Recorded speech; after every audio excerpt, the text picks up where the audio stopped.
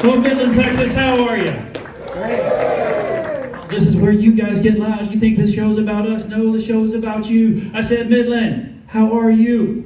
All right, now we're having a good time. Guys, they brought us to a church this year, and that makes me so moved because I'm ready to preach the good gospel of the humor. I'm ready to make the wall shake with the laughter. Oh, can you feel what I'm saying? Give me a ha. Ha. Give me a ha, ha. Ha. Oh, we are rolling. All right, good stuff, guys. All right, I always like to come out here, and I always reach out to my people. And by my people, I mean service members or prior service members, or if you know somebody and you're attached to a service member, go ahead and get loud for that. I know we got at least one. That guy with the Air Force hat, come on. Oh, why would I do that? Why would I do that? It's because I was in the Air Force for 20 years, sir, and I love telling people I'm a veteran. But it's because I'm a very special kind of veteran. I'm a type of veteran that believes the word veteran should never be abbreviated to the word vet. You see, vet can mean so many different things. It can mean prior service member. It can mean animal doctor. It can mean Corps vet. It can even mean a person who has a lot of experience in their profession. Now, my father-in-law was in the service. So was his dog. So in theory, I, as a vet, can help a vet, take his vet to the vet in a vet. Like a vet! You guys are looking at me like, how did I get on this stage? I'm going to tell you, I was vetted. Oh, man. Guys, I am from out of San Angelo, but like most military people live there, I'm not from there. No, I'm a transplant. So when I go home for the holidays, I really have to go somewhere, and I go all the way back to a place called Cooter, Missouri. Yeah, I say Cooter. It's a funny sounding town. Now, anytime I go home, me and my family, we take a trip over to the department store, the only department store in Cooter. And when I say department store, I mean the Dollar General. And when I say my family, I mean my family. I'm talking about my nieces, my nephews, my aunts, my uncles, my grandma, my grandpa, my mom, my dad, my brother, my sister, my kids, and my wife. One great big redneck Mecca right over to the great department store of Cooter, Missouri. Now, last time we made such a trip, my youngest daughter began to act out, you know, the way they do. And I was going to try and crush it at the lowest level, bend down, have a conversation with her. Now, before I get too far into that, I'll tell you military members, depending on when they serve, they have their own world problems to think about, their own war. Mine happened to be the war on terrorism. With that came some common misconceptions. People believe that Middle Easterners raise their kids to be terrorists. That's not true. All kids are terrorists. Just in America, we like to train it out of them. Now let me get back to my story with my child. I got down about eye level. She began to make demands. Well, I don't negotiate with terrorists. So I scoop her little butt up. I'm going to take her out to the car. That's the known consequence. She doesn't want this, so she's fighting me a little bit. So like any good dad would, I threw her over my shoulder and I quickened my pace. Then she began to really fight. Arms this way, legs that way, really giving me problems. And I'm okay with that. But then my daughter, she did the unthinkable. In public, she cried for help. Dramatically, too. She's all, help me, help me, help me, help me, help me.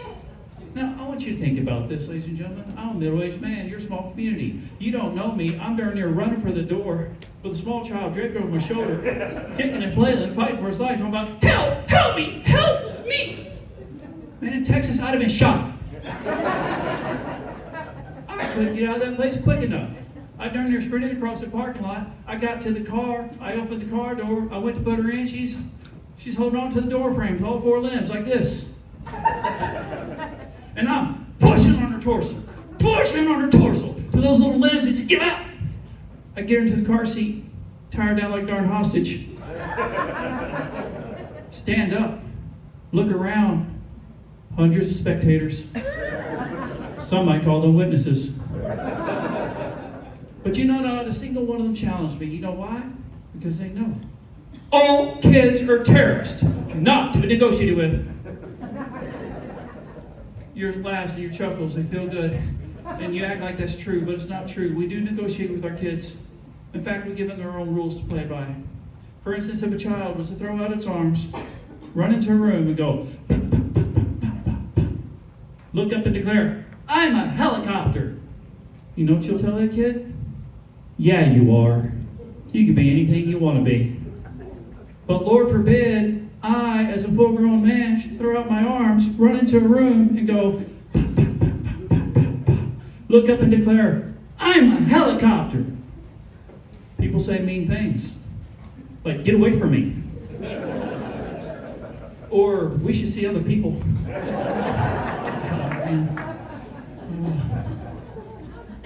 Well, let's get off that for a second, though. I think what I want to know is, who here has kids? Well, get loud. Actually, you know what? We'll back it up. I'll be more nosy. I asked you about the military. I want to know who here is married. So we're going to do a status check. If you're single, show me where you're at. Get loud. All right. There's like 4, which means this place is about to blow up. This is the perfect trap. If you're married and you love the person you're with, make some noise. Yeah! Believe it or not, the table in the back still didn't say nothing. It's all right. A lot of people don't care to say. I love to tell people I'm married, though. Going on 22 years. Happily so. But you know, in that time frame, I learned a thing or two. For instance, did you know that married people have different nicknames than single people? You see, I'm not sweetie. I'm not honey. I'm not baby. I'm not babe. Now, my wife, she calls me somebody. It's nice. Of course, she never says it directly to me. She'll walk into an empty room and declare, somebody mow the lawn. Or somebody should do the dishes. Or maybe somebody's going to change that baby's diaper. That's all right. I do it. I do it all. I'd like to say it's out of love, but it might be more true to say it's out of fear. Send help. Oh, let's get past that, though. Now we've done that. I want to know, we're going to do this. If you have kids, guys, I want you to get loud. Same game. I want you to give me a round of applause if you have children. Me too. Now let's see it. Same game. Round of applause if you like to embarrass those kids.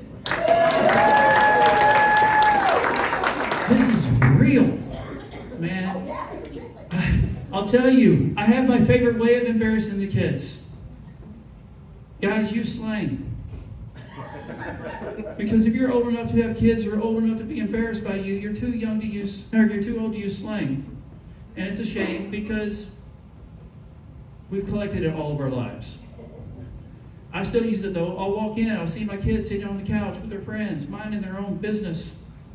And I'll hit them, I'll go old school. I'll hit them with, what up, my home dog? What's the hats going down on Front Street? What's the 411, yo? Their eyes will roll out of their skull. They'll sigh, look at me, say, Dad, you're so whack.